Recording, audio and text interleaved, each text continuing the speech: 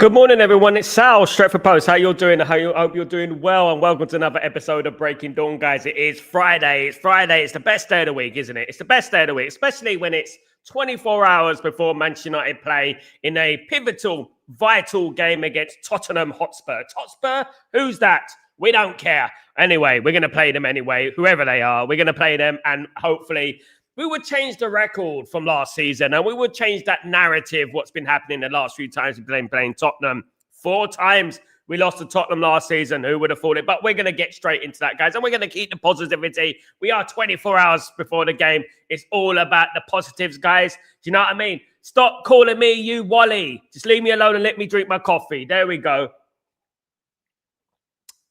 Absolutely. Yeah, don't want it to go everywhere. Thank you so much, everyone who's joining me today, guys. Really appreciate you all. Let's get straight into a little bit of news. Manchester United again in regards to transfer and scouting update in regards to Manchester United. As we do on this show, we give you a little scouting update. Manchester United are interested in Argentinian player Philip Esquivel. Philip Esquivel is a 17-year-old right winger who currently plays for River Plate. Now, the thing with Esquivel is his contract expires in 2026, which is December 2026. There's a number of players whose contracts are expiring about the 31st of December. So this could quite possibly be a deal that Man United could explore next January. Literally, is it January? No, next January. So basically almost a year that Man United could explore this deal on a free transfer. However, if Man United did wish to go in for this 17-year-old Argentinian under-17s international, Man United would have to pay a small fee for this player. But they can get him on a free transfer in December 2026, of course, guys. Now, Esquivel scored a magnificent goal in their win over Belgium in the Under-17 World Cup in front of Manchester United scouts, including rumoured Christopher Vivell. Vivell is a huge fan of Esquivel, and it could be a possibility that Man United could bring him into the football club. Another young player, new kid on the block, another young player off the conveyor belt of Manchester United, of course, guys. And great. Ear to the ground. Good news. Ear to the ground. Man United. Esquivel, Philip Esquivel, 17-year-old right winger, currently playing for River Plate. Guys, one to keep an eye on, of course, guys. Absolutely. I hope you're all doing well, guys. Let me know what you think about Philip Esquivel. Have a look on YouTube. Go and have a look. Great goal in the World Cup under-17s against Belgium and in front of United scouts. That's the way to do it, isn't it? Isn't that the way to do it? In front of United scouts, in front of the United scouts. That is the way to do it, guys. Absolutely. That's how you make an impression. That's how you get big teams after you. You know, you don't just down tool because you know what, my head's been turned. No, you go there, you make a difference, and you know what, you score some goals. Let me just say good morning to some of the community, of course, guys. Big up All Bars One. What's going on, my friend?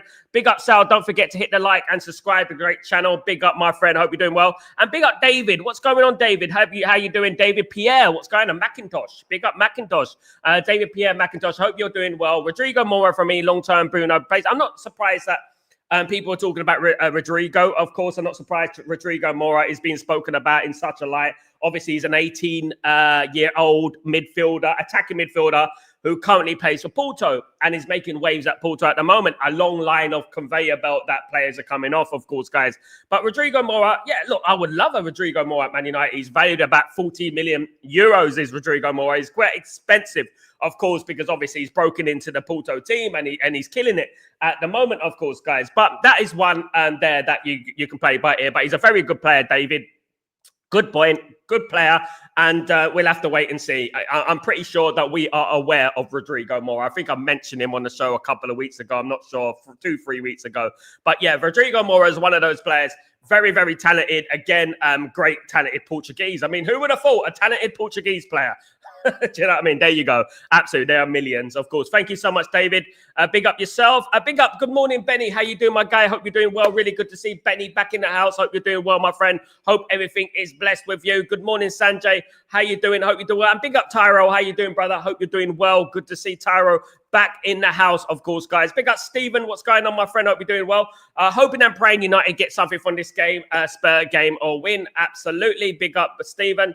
Good morning. They are good players in South America. We need to scout them. Absolutely. One thing that I've mentioned about South America, and I mentioned it in the past, is that England used to have it. It's called the street footballer. The street footballer. You know that player that comes from the concrete, basically.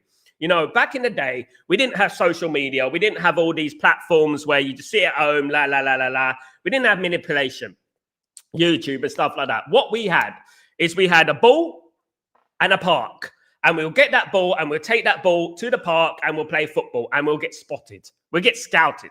That's how it is. And that's why so many great players came out at that time. You know, when we were growing up in the past, great players came out at that time. Of course they did, because obviously we were continually playing football.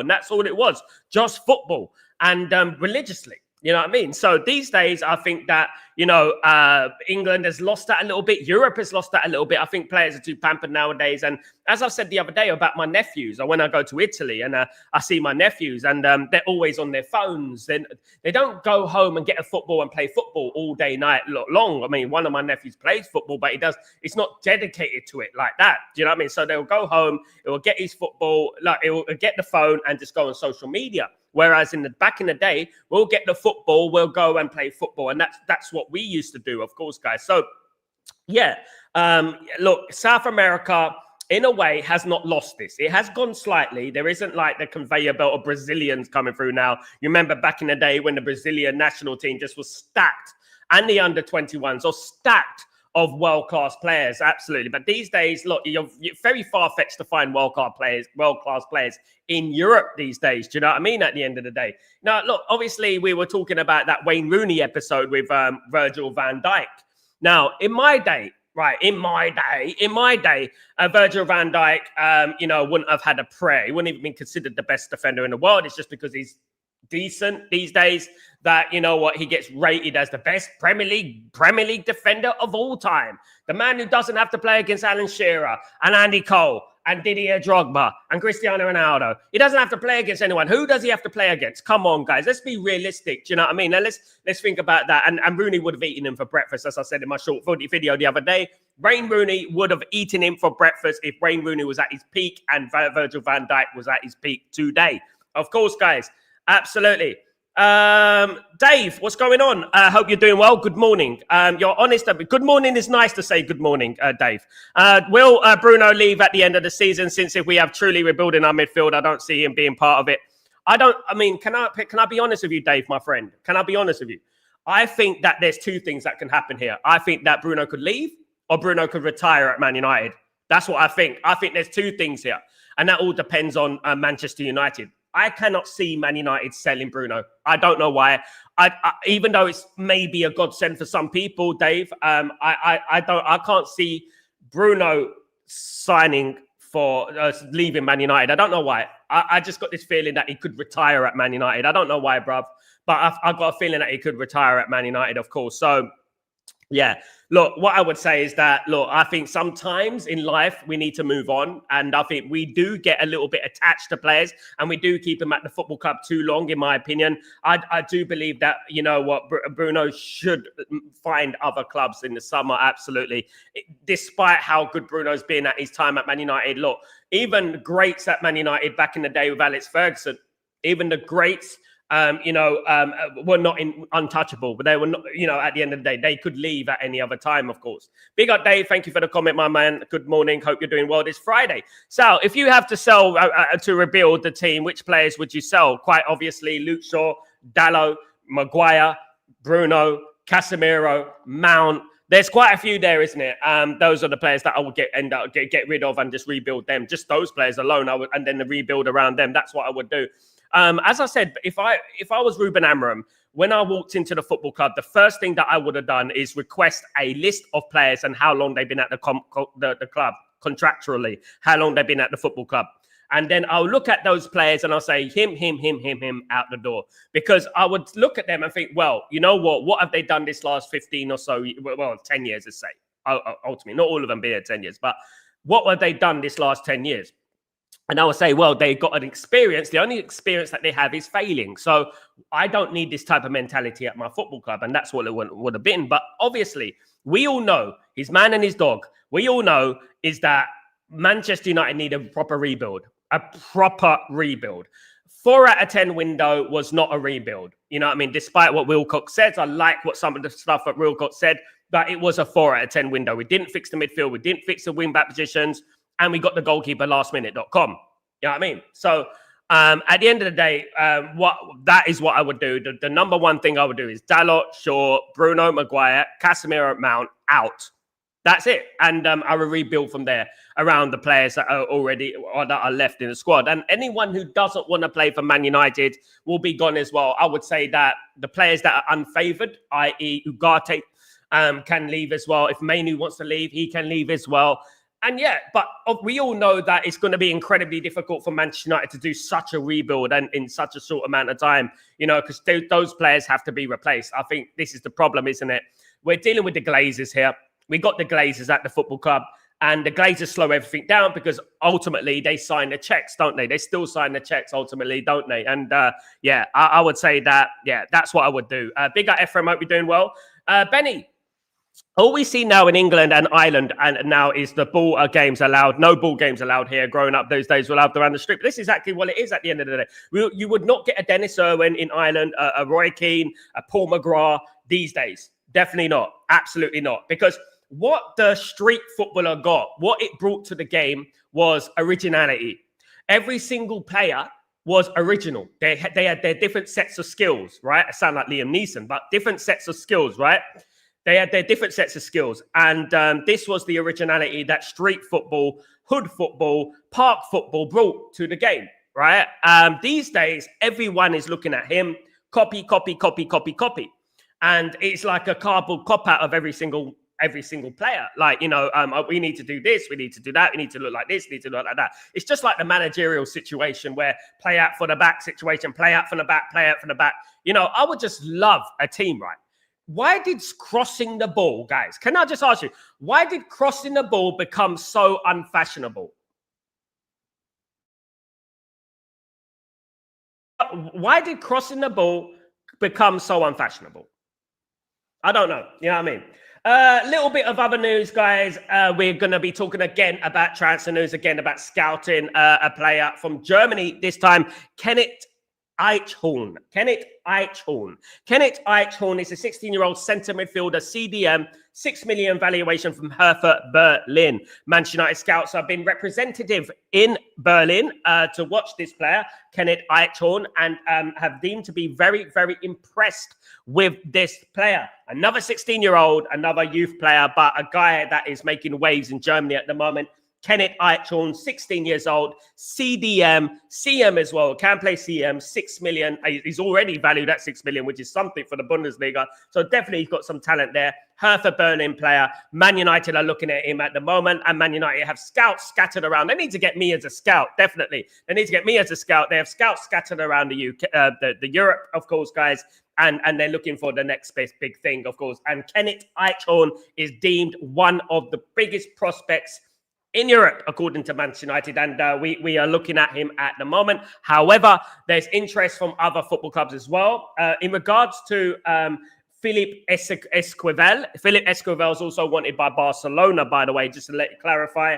But Kenneth Eichhorn is also wanted by a number of clubs around Europe as well. The very, very, very prosperous player, prospect, a big prospect in Europe, of course, guys. Absolutely, absolutely, absolutely, guys.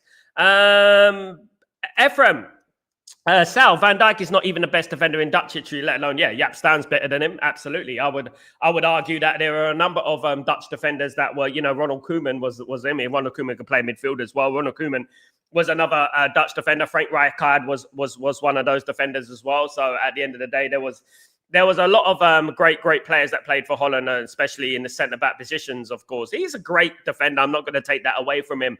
But putting him up there as the greatest Premier League defender of all time is absolutely ignorance at its highest order, in my opinion. And if he played against some of the defenders that the likes of Jaap Stam, Rio Ferdinand, Ronnie Johnson, Henning Berg, Steve Bruce, Gary Pallister played against. Goodness me, you know what I mean? Let's see how good you are then at the end of the day. Because I'm pretty sure there's no player in the Premier League at the moment like a player like Didier Drogba. Do you know what I mean? At the end of the day. Big up, Dave. No, I'm only joking, Dave. Don't worry about it. I'm just being sarcastic. You know, my dark sense of humor, mate. Don't worry about it. I've got a dark sense of humor. I like digging. I like dig. You know what I mean? I do it. Absolutely. Of course, there's a little bit of rumble, doesn't it, in the stream and stuff like that. You know what I mean? Rather than being boring. I don't want to be boring, of course. But good morning, Dave. Nice to see you, Dave. Pick up. Good morning. You've been reporting of quite a number of players that we are linked to. I know it's just links, but how many of them we realistically? What I would say to you, Dave, is that quite a few. Some of the younger players that have been linked to, don't be surprised if they do sign for Manchester United. Man United are looking to completely rebuild the football team, of course. Now, that's not to say that we're going to forget about the players that we currently got, the great conveyor belt of youth players that we currently got at Manchester United. Is good. It's probably one of the best it's been for the last 40 years. When you're thinking about the class of 92, you're thinking about now we're starting to get good players coming through. Kone's back from injury. Great news. Hopefully Kone could make a mark, you know. But one thing I want to see over the AFCON, I want to see Shea Lacey come into that squad. I think he's good enough. I know he's been ravaged by injuries over the last few months, but I would like to see Shea Lacey. I look at Shea Lacey and I see a superstar. I really do. I mean, I watched him before yesterday in the youth team game. Very, very good player. Can cross, can dribble, got skill, can pass, creative, goal scorer. Everything about him is a great player. Him and JJ Gabriel, I will be looking at bringing in very, very soon. And look, I'm not necessarily saying like, right, put them in the first team now. And then, you know what I mean? I'm saying that let's slowly drift them into the team. You know, flirt them into the team, if you know what I mean. Nurture them into the team and stuff. And that's what I'd say, especially given that we got the AFCON coming up. And if we don't manage to sign any players, then we got those players that we could possibly rely on. Now, guys, especially squad-wise, you know what I mean? So, look, in regards to the players that we're being linked to, Man United have around 100 players on the transfer wish list at the moment. We have a list of players, and those players are being like categorized into age groups. They're categorized into age groups, and we're looking at players for the youth. We're looking at players for the first team. And Man United are very, very serious about the youth team, of course.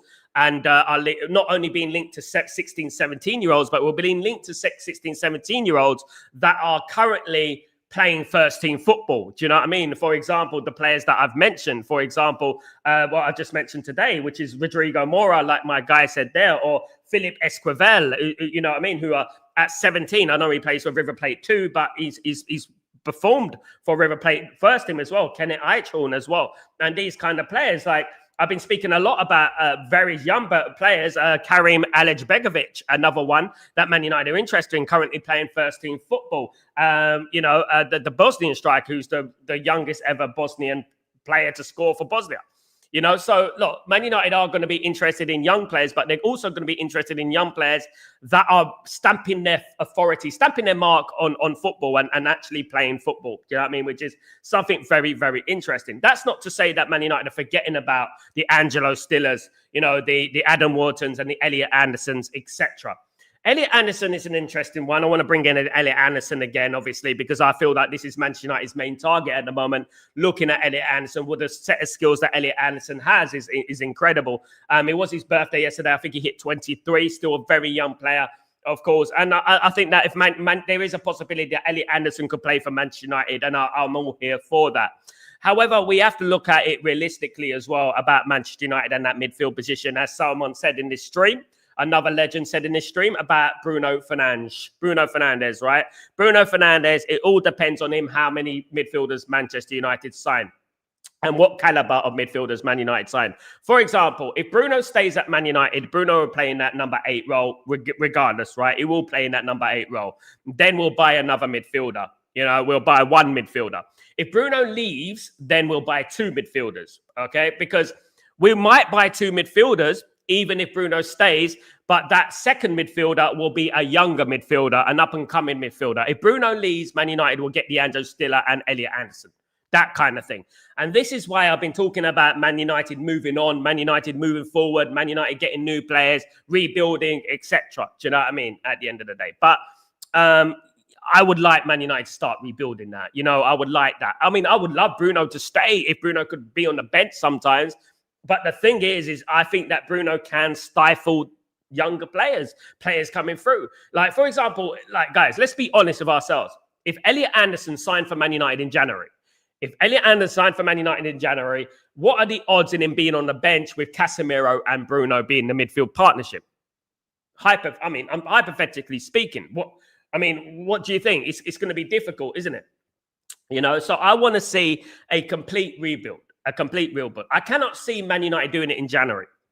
And the reason I can't see Man United doing Elliot Anderson and Angelo Stiller in January, and there is a possibility, but the reason I don't see it happening is because it will be completely destabilized. I mean, destabilize is the wrong word, but what I would say, it will completely, how would I say it, unsettle the balance of the team, like in regards to the players that we're used to playing with. It will be a completely new midfield, and we'll be like, wow, the players will be like, never played with him before, at the end of the day. I'm not saying that we don't sign him because of that. It is a financial thing, of course, but that is one of the reasons that why we won't go in for a couple of midfielders. And I said that we'll go in for a backup midfielder. More or less, Man United are looking for attacking players for January because of Mbeumo and Ahmed, and that is at the forefront of their mind at the moment, is the attacking areas, because our right side in the AFCON is going to be null and void. We won't have anything there. We'll have Dalot, guys. Dalot, our most important attacking player this season has been Mbeumo. And Mbeumo missing is a big miss. So Man United need to look at replacing him. Look, it would be a very, very bold move if we bring in Shea Lacey into the team. It will be a very, Ibrahimov and Musa and all these players, JJ Gabriel, wouldn't that be incredible? It would be, but it's risky. But I do feel that Man United are gonna bring in a couple of more players, a player in January. I do. Big up our man. Hope you're doing well, and big up the legend that is Tyborg. How you doing, Tyborg? Hope you're doing well. Big up my friend. Hope everything is blessed with you. Long time no see. Haven't seen you in the streams for a while. Hope you're doing well, my friend. Hope everything is blessed with you. Happy Friday. Looking forward to the weekend. Who are you going to the Frankfurt game today? At the weekend? Are they playing today? Because they play on Friday in the Bundesliga sometimes as well, don't they? Massive game, guys. Hopefully you all can join me for the watch-along, by the way, because I'm going to be here for the Tottenham game this time. No cancellations. I'm going to be here for the Tottenham game. And this game I'm looking forward to. I really am, because this for me is like the final master of our little run. You know what I mean? Because at the end of the day, we didn't get the best result against Nottingham Forest, but if we beat Tottenham, that Nottingham Forest result doesn't become too bad, to be honest with you. We become 6 games unbeaten, 5 wins in 6 games. That's pretty good going, you know what I mean? And then after the international break, we've got a bunch of games that we can win. We can win against Everton. We can win against Leeds. We can win against Bournemouth. We can win against Wolves. Crystal Palace away is always going to be difficult, but I think even if we draw that game and we win the others, I think Man United will be in a decent position to come in the top 5. I really do after those set of games. Absolutely. Ephraim Sal, I hope Sesko is not benched for game. Amarim needs to trust him in big games also. I agree. I think what the feeling is, though, I agree with you, Ephraim. Absolutely. I think that Sesko should play. But what I would say, the feeling in regards to Ruben Amorim, I think, is the Van der Ven, Romero sort of thing going on. He doesn't want... look, obviously, Tottenham have got a very strong defence. And he might be looking at the game thinking maybe if we dominate that midfield, Tottenham have got a couple of midfielders injured. Maybe if we bring in Mason Mount, he might play the false number 9. But as I've said many, many times, I don't see any future in the false number 9 situation. I really don't. I think you've got to start trusting your striker, get the ball to him when you get an opportunity. And I don't know why no one asks Ruben Amorim this in the presser. I don't know why no one asks Ruben Amorim, why don't our team cross enough? That's one of the first questions I will ask him. I'll say, on the wing, back in the day, Man United had wingers like David Beckham, Andre Kanchelskis, Lee Sharp, Cristiano Ronaldo. Each one of those players knew how to cross the ball. Why are our players not crossing enough? And that is one of the biggest questions that I will ask. I don't know why these interesting questions like this don't get asked. I don't know why. Boring questions get asked. Cliche questions get asked. You're looking for confidence. Don't you think it would be a good confidence boost if Man United beat Tottenham? For goodness sake, no shit, Sherlock. No, it'd be a bad confidence boost if Man United beat Tottenham. These are the kind of questions you get. The cliche questions that come out of these press conferences. My God, it's nauseating. You know, what they need to ask questions like that. Look, Man United were all known for crossing the ball over the Sir Alex Ferguson period. Man United had a right foot on the right, a left foot on the left, and Man United were known for getting that ball in the box, which created opportunities for the striker. Do you think that Benjamin Sesko is being stifled, just like Rasmus Højlund, because the crosses are not coming into the box? That is the question that I would ask Ruben Amorim. Absolutely. Because I do believe that there's not enough creativity going on in front of wings. I agree. Absolutely. Cut in and shoot, of course. Stephen, would getting Anderson and Wharton get United top 4 next season? Would definitely love both at Man United. Would love both, but they're both number 6s, mate. So I don't think we're going to do that. That's too defensive, my guy. Stephen. We need a number 8 and we need a number 6, not 2 number 6s. We need number 8. No, it'd be great if we had a number 8 as well, 3, but you can't have 2 number 6s. It's far too defensive, my guy. Absolutely. And it'd be too expensive, but even though I would love it. Benny, would have loved to have seen how Virgil van Dijk would have Shearer, Van Nistelrooy, Drogba, R9, etc., etc. Good player, but best in the Premier League history, please. Not even the best in the top 10. Not even in the top 10 for me. Absolutely not. You know, I know a number of players that have won far more trophies than them, i.e. Ronnie Johnson and Heddenberg and David May. You know what I mean? Gary Palace and Steve Bruce don't even get mentioned in the same breath as Virgil van Dijk, but ultimately a probably better player than he was. You know what I mean? At the end of the day, you know, and that guy is a bottler. That guy, look, you won two championships in 40 years. Oh, wow. Well, big up yourself. Do you know what I mean? At the end of the day, you know, yeah. How many did he bottle? How many finals did he lose? Real Madrid owned them, didn't they? Ephraim, Sal, your shirt is beautiful. I like red shirt. Thank you so much, my friend. Thank you so much. That's how Man United should do this color, shouldn't they? At the end of the day. Ephraim. Sal, is there any truth Mainu is going to Napoli? Look, you know what? There's no smoke without fire. That's what I would say, Ephraim, about rumours that happen about Man United. And it's quite obvious that if Mainu doesn't get enough first-team football, he's going to be looking at different football clubs, looking to go to another football club. Now, a loan is a very, very real possibility, but we're in a little bit of a double-edged sword thing here because the AFCON is coming up and Man United need Mainu. Man United need Mainu. If Man United don't bring anyone into the football club, Man United are going to need Mainu. And obviously, as we know, bringing a player in January of a certain quality is not easy and is very unlikely as well. If Man United manage to keep Mainu, they can play Bruno as that number 10 position and play Mainu as the number 8 and obviously rotate with Xerxes as well in that number 10 position. So obviously Man United and Ruben Amorim are looking at it in a way, what's best for Manchester United, what's best when the AFCON comes along, what are we going to do, what formations we can play. If we get rid of all our backup players, what's the point? You know, because we won't have anyone. We won't have any backup players. Do you know what I mean? Absolutely. Big up Alex Ferguson. How you doing, my friend? Hope you're doing well. It won't happen because Anderson is almost guaranteed to go to the World Cup in the summer. I can't see him risk. This is another situation that I think obviously destabilizing your comfort in regards to playing football. But I don't know. It depends. If he plays first team football for Manchester United, there's far greater chance of him going to the World Cup than with Nottingham Forest. However, he's in a very, very good position where he's playing for Nottingham Forest, absolutely smashing it at the moment, and all eyes are on him, right? At Man United, it's going to be a little bit different, innit? You know, at the end of the day, it's going to be you're in a new team, a new environment. And as we know with England, you got Bellingham, you got Adam Wharton, you know, you got Mainu, you got Declan Rice, you got England have probably got some of the best midfielders in the world at the moment. And I would say that England could actually challenge for a World Cup this time because of their midfield. England got a strong lineup. I do think that Anderson's going to the World Cup, though, regardless. I would say that. I think he's going regardless. His performances for England over the World Cup qualifiers were absolutely phenomenal. He played like he's been playing there for 10 years. I cannot see Tuchel taking him out of the squad now. He's absolutely rubber-stamped his time there, even if he signed for Manchester United.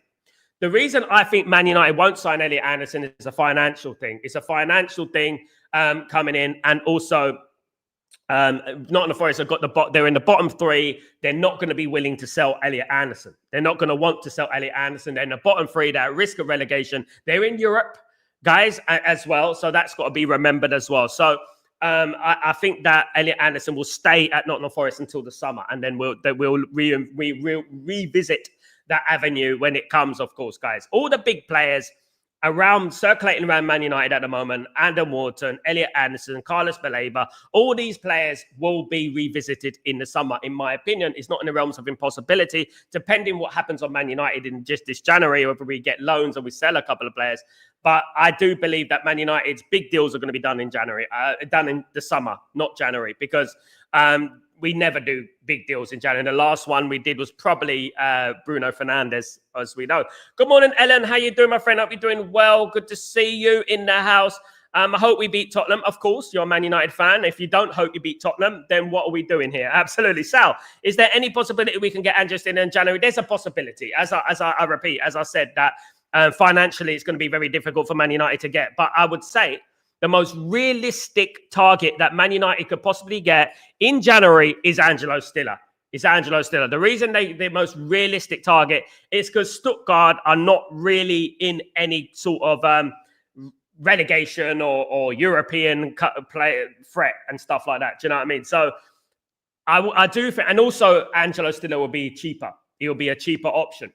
I would love to sign Angelo Stiller in January, but I do believe that Man United are thinking about the AFCON, and we're going to lose the right-hand side of our team, which is obviously Ahmad and Mbeumo. So I do think that Man United are going to be looking at more at the attacking side of things, guys. And if we do anything, it'll probably be a loan for Conor Gallagher, maybe. But I think we're looking at the attacking side of things so that we can, have cover in those areas whilst the AFCON is going on. Of course, the AFCON starts on the 21st of December, finishes on the 21st of January. Of course. Good morning, Prince. How you doing, my friend? Hope you're doing well. Hope everything is blessed. I must appreciate the level of transparency and communication from Manchester United leadership is awesome. First of its kind.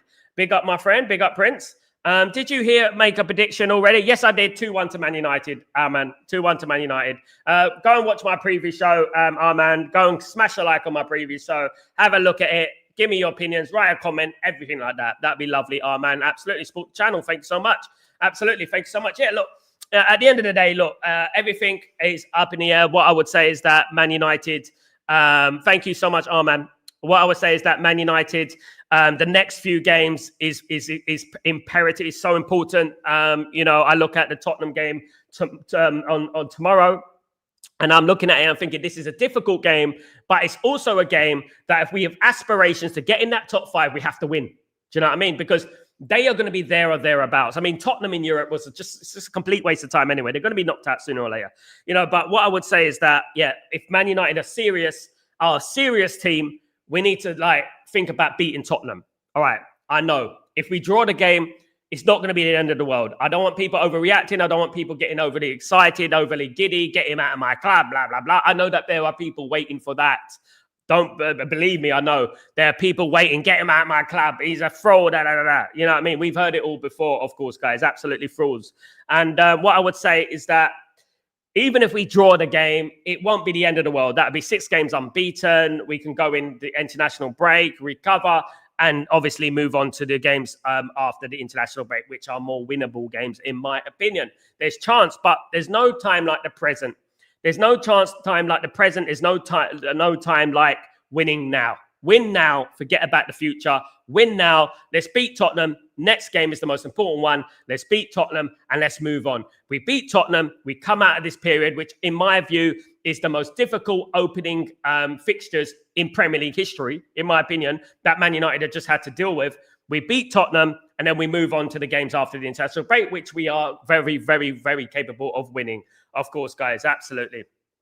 I would say that. And it's no point being pessimistic. We have to be positive about the game tomorrow. And but I also say that if anything that what doesn't work out, if it doesn't work out and we draw the game, then okay, all right, we move on. We're not going to be far off where we need to be anyway, so we move on. But it would be lovely to win that sort of game, to have 5 wins in 6 games, absolutely incredible run, and we move on. That's what I would do, of course, guys, absolutely. But look,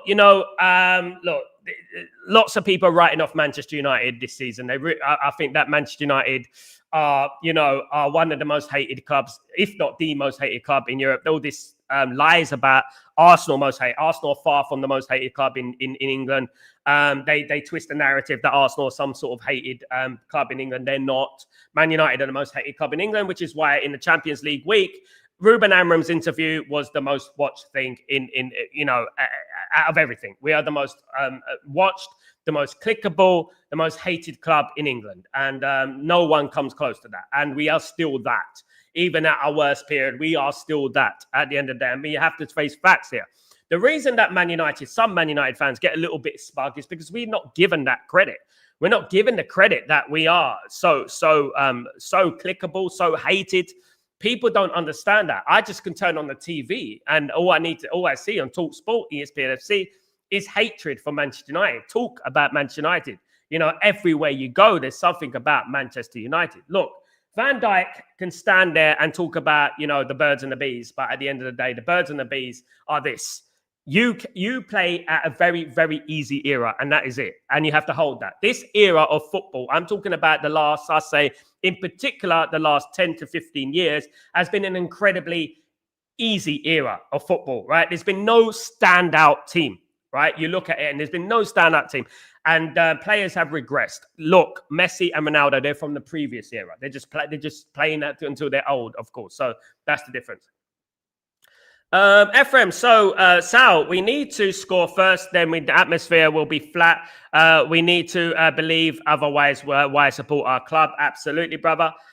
Stephen, British media love to hate United, TalkSport experience. Yeah, look, they don't even hide it anymore. In particular, ESPN FC. At least I hear some things on TalkSport, like I heard the other day.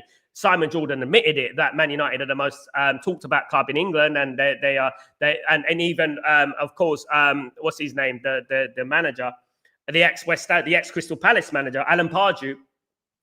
He spoke about England needing Manchester United. They need a successful Man United, and I absolutely agree. The Premier League does need a successful Man United. Content creators, not myself, because I'm always bigging up Man United, but some of those content creators who do neutral content creation need a successful Man United, because a successful Man United gets clicks. You know what I mean? It gets clicks and it gets likes and this and that, and this is what it is. And the media need it as well, because when there is a successful Man United, like I said yesterday, Man United are exciting. Things happen with Man United. Look at, for example, I'll give you an example, title races with Man United are involved. When Man United are involved in title races, it goes all the way down to the last game of the season. You know what I mean? Till the last kick of the ball. That's what happens with Manchester United. These days, it's like, we get to April, we give up now. We give up now. It's boring. These teams are boring. I'm sorry. Man City, you're boring. Arsenal, you're boring. Chelsea, you're boring. Liverpool, you're boring.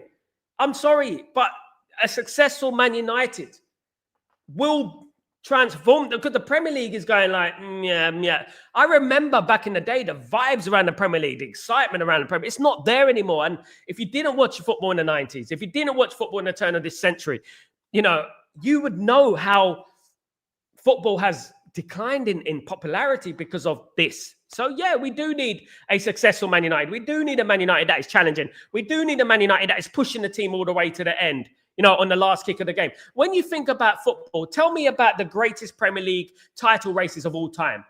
You won't mention any club but Man United. 1995, right? Look, let's go to 1992. Leeds United. 1995, Man United and Blackburn. 1996, Man United and Newcastle. 1998, Man United and Arsenal. 1999, Man United and Arsenal. 2000, in the 2000s, Man United and Chelsea. And these games went to the latter stages of the league, the last game of the season. Look at 2012, Man United and Man City. 2013, Man United and Man City. I'm telling you, yes, there was the odd time that, the league was finished a couple of weeks before it ended. But most of the time, it went down to the last game. The last kick of the ball. You know what I mean? At the end of the day. Absolutely. Big up, Ellen. Yeah, I didn't write that. What did you write? What was it? Big up, Ellen. Stephen, got to get ready for school run. Big up yourself. Have a good one, Stephen. Enjoy it. Best of luck today, my friend. Hope you're good. I think it was weird. Holland, Chissy, Van Dijk before De Ligt. De Ligt is another level. De Ligt is a better player than Van Dijk. I agree. Yale. Happy birthday, David De Gea. This is held the club on the shoulders for many seasons. Happy birthday, David De Gea. Wrong to sell him at the time, but I'm happy with selling Lamens now. Absolutely. City won the treble and you wouldn't even hear about it. United wins the Mickey Mouse Cup and we're all over. As I said there, absolutely, Tyberg. As I said there, the Champions League was on a few weeks ago, right? And if you watch UK television, right, there was Ruben Amorim interview, which had the most views. You know what I mean? At the end of the day, that just goes to show you, doesn't it?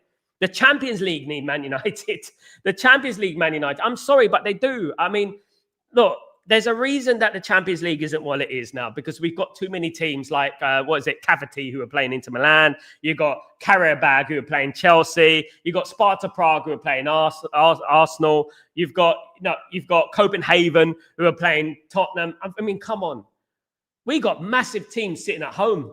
Man United, for example, AC Milan, for example. These teams, I know you have to earn your place, but come on, these teams are so rubbish. They will get relegated in any of the major leagues in Europe. You know what I mean? This is what we're talking about. You think Sparta Prague will survive in the Bundesliga? They'll get relegated. You think Copenhagen will survive in, for example, the Italian league? They'll get relegated. This is what we're talking about, you know. And look, I know they deserve the opportunity. They need it all equal and all that. But we need to see quality, man. We need to see quality, because some of these teams, really, there should be a point system, you know, something like that. That, you know, oh, you played in the Champions League that year, you were poor, you have to earn your way, play a playoff or something. You know what I mean? Man City have AI fans. They certainly do, Kenny. Let me tell you that right now. You talk about Man City on Twitter or any social media platform, you see their bots come along and stuff like that. Absolutely. I don't take Man City seriously, because, look, guys, people talk about, and let me tell you this, right? And I want people to listen to this. These people who don't support Man United. I want people to listen to this, right? People talk about, a lot of the Man United fans came along, they started supporting Man United because they're successful. Very true. Many fans did come to Man United and support Man United and stayed Man United fans. Not all of them went off, but stayed Man United fans when we started becoming successful, right? I started supporting Man United in the late 80s. That's just because of the age I am. And I knew about Man United because of my best friend, right? But what I would say is that, yes, they did start supporting Man United when we were successful. But at the same time, majority of the Man United fans started supporting Man United, not only because of success, because of the history of Manchester United, because of the Busby Babes, because of 1968, because of, you know, this is what we're talking about. You know, because 1958, 1968, 1963, 1974, you know what I mean? Even when we got relegated in our adversity. When people started supporting Manchester City, right? When people started supporting Manchester City, they started supporting Manchester City because they were successful, but no one supported Man City because of their history. And that's what we're talking about. Nobody. When you see American fans, you know, American, some fan in Houston or Seattle or whatever supporting Man City, and you're like, why? Why? You're just a glory hunter. And that's what it is at the end of the day, you know? And Man City are not even a real team. You can call a Man United fan a glory hunter, right? That's absolutely fine. You can call Man United fans glory hunters. But one thing about Manchester United is that we have a history. At least you're glory hunting a historical team that, you know, like for example, AC Milan is a historical team. Some people support AC Milan because they're a historical team. You know what I mean? At the end of the day, at least when you're supporting Man United, you're supporting a historical team. Man City are not a historical team. Don't give me FA Cup then, league in 1926 and all this crap, because there's nothing there. When the Premier League era started, Man City weren't there. Nada, nothing. The Premier League. Let's talk about the Premier League. Let's talk about the 80s. Let's talk about the 90s. Let's talk about, let's talk about 80s, 90s. Let's talk about where were Man City. I mean, at the end of the day, League One, League Two. When Man United were preparing for a treble in 1999, Manchester City were winning a penalty shootout in the Championship final playoff. Was it League One? Robbie Champions, Division 1, Division 2. Tybo, have to admit, not even teams like Frankfurt should be in the Champions. Some great teams out there, but at least Frankfurt come out with some good results. You know what I mean? And some of these teams just roll over. Some great teams out there, and it affects the whole of Champions League. Also, this new system is money-making project and influences the Champions League in a bad way. I agree, mate. I don't think it's fair. I don't think it's fair that some teams will play carrier bag and karate, whatever that. Goodness me, who's their manager? Mr. Miyagi. You know what I mean? You know what I mean? I don't see how you can have some teams play carrier bag and karate and other teams play Barcelona and Real Madrid. You know, it just doesn't make sense. Every team should have a fair advantage, home and away, both every single team. That's it. Extend the tournament. If you can't do it, just smaller the league down. Because there's too many waste teams in there. I would say there's too many waste teams in there. And if you're going to do it, just smaller the league down then. Do you know what I mean? 17-year-old Overy is getting a debut for Australia. Yes, he is. He's been called up to Australian. God, don't really care, to be honest, about Australia, but good for him. Good for Overy. Australia are a very bad team, no, to be honest with you. And I'll be surprised if he didn't get in there, to be honest. But congratulations to him, absolutely. Australia, like, less than championship level. So I would say, yeah, congratulations to him. It's not the days of Mark Viduka and Cahill and that. No, those days don't exist anymore, of course, absolutely not. But yeah, congratulations to Overy. Hopefully he'll be getting a chance. He's a right wing back. He can play right, can't he, as well? So definitely. CP, what's going on, my friend? I've been doing well. I want Mainoo to tear it up at West Ham. The kid is a real deal and Ruben can't see it. I don't think Ruben can't see it. I think he does see it. He's produced a lot of players at Sporting Lisbon, etc. I just think he loves Bruno, mate. I just think that's it. And what I would say is that every single manager has these things where they prefer their own players. They have their own favoritism, and every manager has it, unfortunately. This is life. Whether you go to Ancelotti, whether you go to Klopp, whether you go to Pep, whether you go to Alex Ferguson, they all have their favorites, and that's what it is at the end of the day. What I would say is that if Mainoo wants to get in this football team, when you come on, make a mark. Do something. Make something happen. Don't give away a goal against Brentford. You know what I mean? Even though that was Bruno, he gave the ball away. Don't do that. Come on, make a difference. Whether it is a tackle, whether it is a goal, whether it is an assist, make something happen. No one has a divine right to start for Man United. There's no Mainoo FC. No one has a divine right. When you come on that football pitch, make a stand, make a difference. And that goes for Xerxes, that goes for Mainoo, and that goes for anyone who wants to come into this football team. No one should be guaranteed a place. Yes, I know. It's unfair. I know. Life is like that. Life ain't fair. You ain't had enough opportunity. Life ain't fair. But what I would say is that because life ain't fair, go and make your mark. If he stays at Man United during the AFCON, he may play. Make your mark. Show us Kobbie Mainoo from the first year. Show us. Because last season he wasn't great. So show us from the first year what you were, which was a generational talent, of course. Yeah, and I think Heaven should play as well. Absolutely, Arman. Tybog, Heaven was great last season. I don't know why he's not playing. I don't know why Shaw gets to play, even though he's injured. But there you go, just life, isn't it? I am in my 50s. I'm watching football all my life. Tells you a lot when I see a Champions League team that I've never heard of before. Absolutely, Tybog. Me too. Me too. I have to look it up. Like, what the hell is that team? You know what I mean? At the end of the day, have you seen some of the Conference League teams? My goodness me. You know what I mean? It's madness at the end of the day. Yeah, I get mouth cramp just saying the name. You know what I mean? At the end of the day, look, I have nothing against these teams. I respect these teams. I have nothing against them, but quality should outnumber quantity. The quality should outnumber quantity, right? When you look at these teams, and they should have a European pedigree. Right, they should have a European pedigree. A team that plays against Farmers in Denmark should not be going to the Champions League. They should be going to a playoff, right, against bigger teams to see their level. That's what it is at the end of the day. You know, that's how it should be. That's why, you know, you get quality more in the World Cup sometimes, because the teams that have to do the playoff in Australasia and go to South America to play a playoff, you recognize quality. I think that, you know, there just needs to be an element of quality control. Definitely needs to be some quality control. Big up Tyborg, absolute legend. His time will come. I agree with Ellen. It will, hopefully soon, because he's a very good player and already played for Man United, guys. Oh, I got close to the England squad. So I'm glad we have that special Northern Ireland collection, because out of in Spain, 95% are Irish, are Liverpool. Yeah, we had Keno, Owen, and McGrath. South, as well as George Best and Johnny Evans. Yeah, look, big up Northern Ireland, big up Republic of Ireland, salt of the earth people, great people, absolutely fantastic people. Nothing but love for Ireland in general. Absolutely. Yeah, we've had some great players play for Ireland. Georgie Best, yeah, of course. You know what I mean? At the end of the day, one of the greatest, most underrated players of all time. I would say that George Best When you think about George Best, most of his career wasn't even captured on TV. It's a bit like Pele, isn't it? It wasn't captured on TV. But we've only seen clips of Georgie Best. I'm thankful I've met Georgie Best. I met Georgie Best in Leighton in East London, believe it or not. He was meant to play a celebrity game at Leighton Orient. Didn't play, came out on the pitch and managed to shake his hand and say hello when I was young. And yeah, it was great to see him back in the 90s.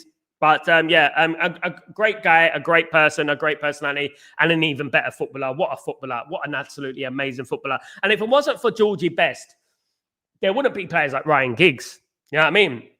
There wouldn't be this type of player. Georgie Best epitomized what Manchester United is now, what Man United were in the 90s, which was skillful, attacking, flair.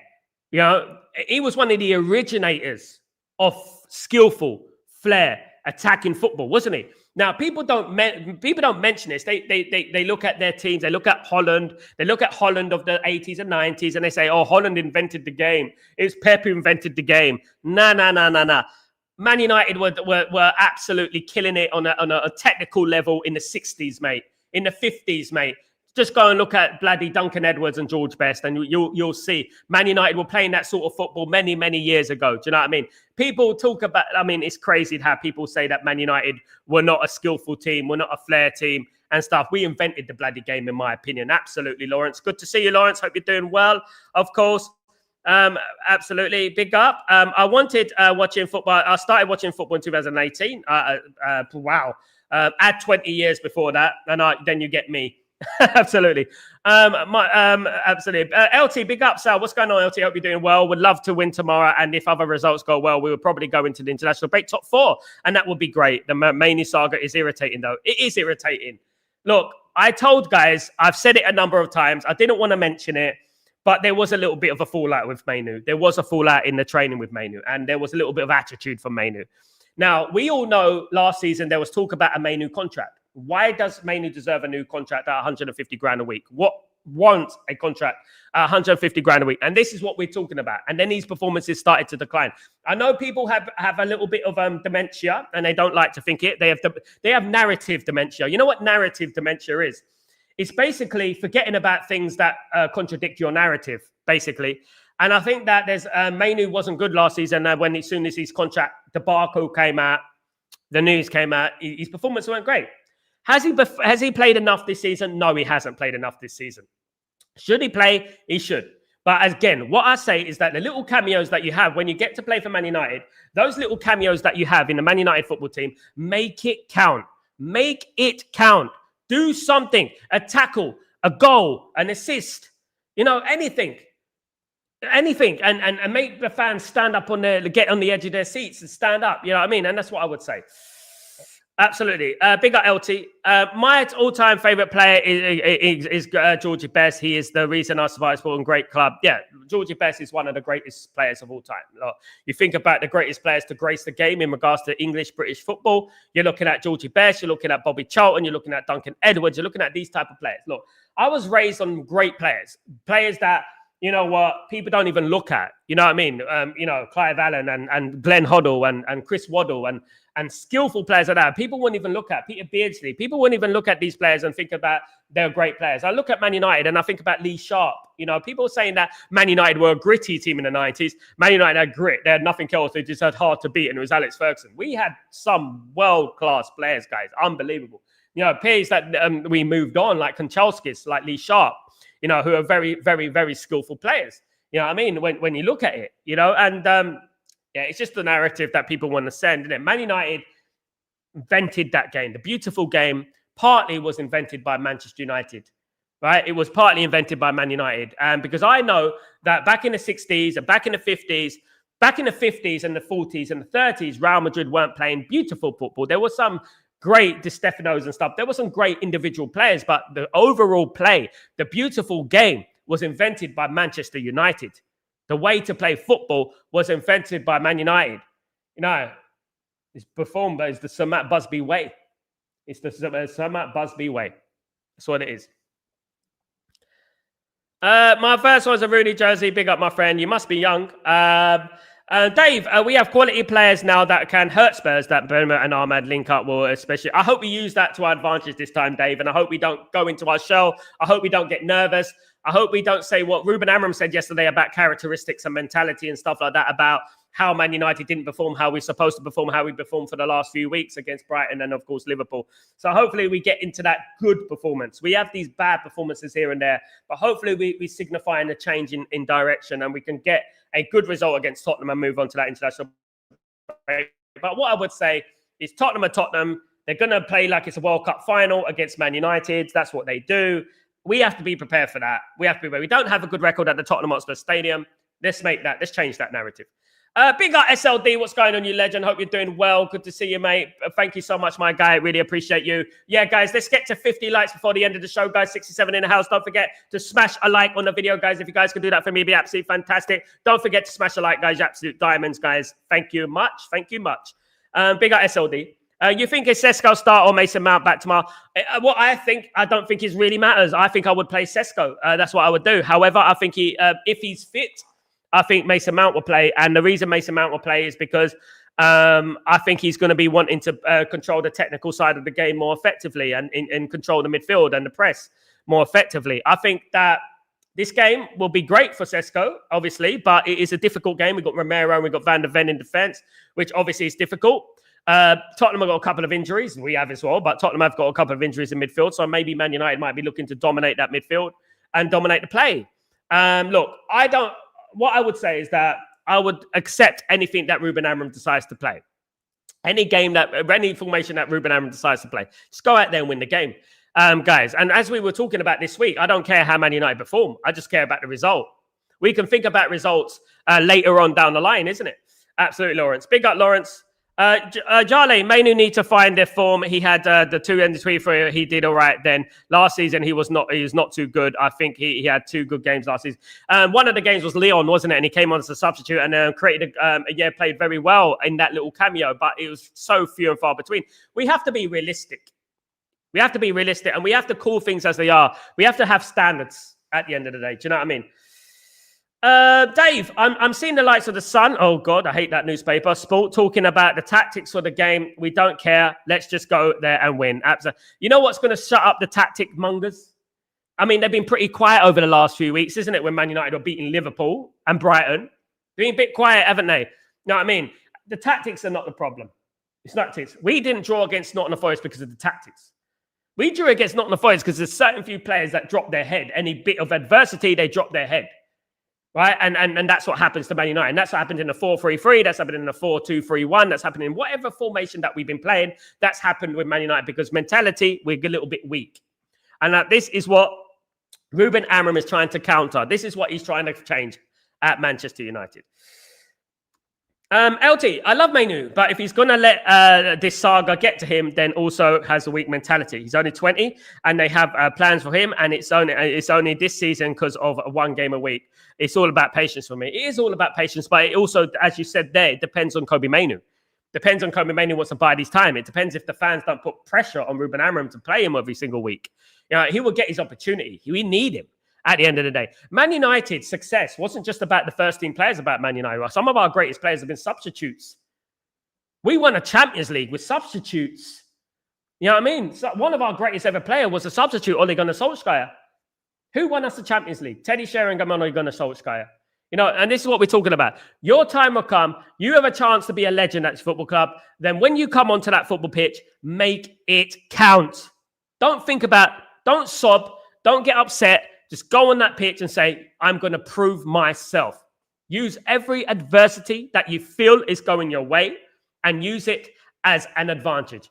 When you got lemons, make Senny lemons. Exactly, right? And that's what you do. Make a Senny lemon, right? And when you make a Senny lemons, things positive happen, definitely. I would really like Sesko to have a good link-up play with the likes of Cunha and Bruno and Ahmed. When Sesko plays, his teammates should play like we have a striker. Yeah, they don't cross.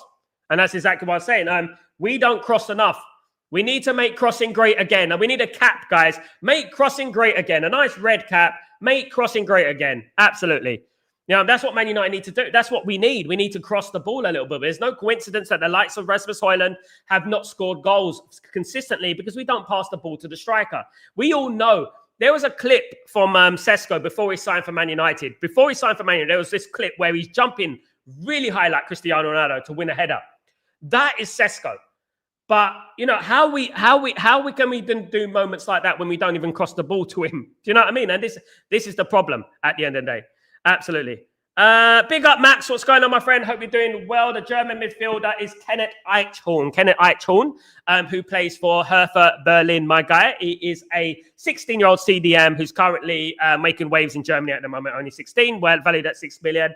Kenneth Eichhorn, of course. And also look at Philip Esquivel as well, who we're interested in from River Plate's second team. He is a 17-year-old right winger. There you go, my friend. Nice little catch up there for you. Absolutely, guys. Guys, I want to thank everyone for joining me today. Keep your notifications on. So when I do go live, guys, I'm on Judge Mo's channel later on, 5 p.m. UK time. 5 p.m. UK time. I'm on Judge Mo's channel later on. But put your notifications on my channel as well so that you know when I go live, if I do go live for Chatterbox today, of course. But don't forget to subscribe to Judge Mo. Supports me every single week. And I've got nothing like love for that. Guys, and don't forget to subscribe to the channel if you're new. Smash a like on the video on your way out, guys, please. We need to get to 50 likes on the video every single breaking dawn, and then we move it up to 100 step by step by step, day by day. That's what we need, guys. Absolutely. Thank you, everyone, for joining me today. Thank you, you legends. And don't forget to subscribe, become a member. You can become a member. The link, guys, on the QR code there. Don't forget, support the channel as well, guys, whenever you get an opportunity. And I appreciate every single person in this chat, in this stream, in this community. Thank you, guys. See you later on. Be square. Take it easy. Peace.